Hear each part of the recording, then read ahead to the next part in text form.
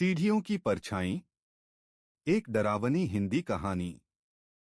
Scene एक, बंगले का रहस्य। शाम का समय था। पहाड़ियों के बीच एक पुराना सुनसान बंगला खड़ा था, रायगढ़ विला, जिसे लोग अब भूतिया बंगला कहते थे। गांव में कोई उस बंगले के पास तक नहीं जाता था। लेकिन आदित्य, एक फोटोग्राफर जो अजीब जगहों पर शूट करता था, उसने उस बंगले में रात बिताने की ठानी, सिर्फ कंटेंट के लिए। सीन दो, पहली रात। आदित्य कैमरा लेकर बंगले में दाखिल हुआ। दरवाजा खुद ब खुद चर्रर की आवाज के साथ खुल गया। अंदर घुप अंधेरा और बदबू थी।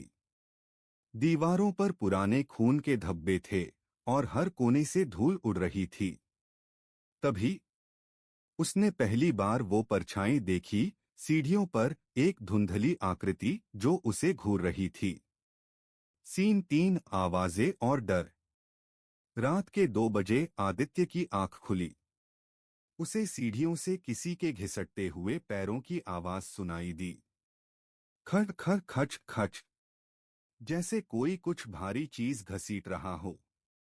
वो कैमरा लेकर बाहर निकला।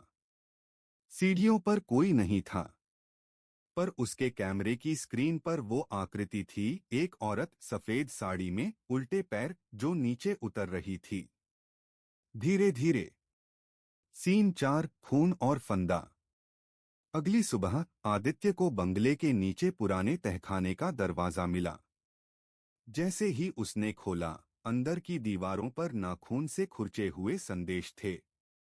वो हर साल एक को ले जाती है। सीढ़ियों से कभी नीचे मत देखो। एक कोने में खून से सना फांसी का फंदा झूल रहा था और उसके नीचे एक मोबाइल फोन। स्क्रीन पर आखिरी वीडियो। एक युवक सीढ़ियों से गिरता जा रहा है और कोई औरत हंस रही है, एक ठंडी बेजान हंसी। सीन 5, सच्चाई सामने आती है।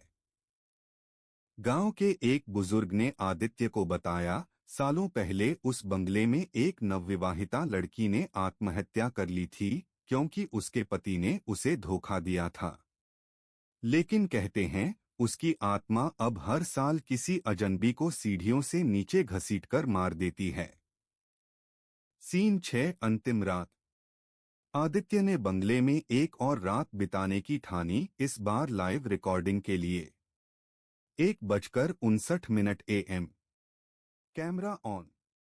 रात के 2 बजे फिर से सीढ़ियों पर वही परछाई। इस बार वो धीरे धीरे ऊपर चढ़ रही थी, पास आती हुई। उसकी आंखें काली, चेहरा बिना चेहरों जैसा, और आवाज सिर को चीर देने वाली। अब तेरी बारी है। उसने आदित्य की गर्दन पकड़ी और खींच लिया सीढ़ियों के नीचे। सीन 7, कैमरा चलता रहा। अगले दिन गांव के कुछ लोग बंगले के पास गए तो कैमरा पड़ा था, रिकॉर्डिंग चालू। आखिरी फुटेज में आदित्य की चीख थी और कैमरे पर सीढ़ियों पर सिर्फ एक परछाई बची थी, उसी औरत की। अंतिम पंक्ति, सीढ़ियां मत देखो, शायद कोई तुम्हें भी नीचे खींच रहा हो।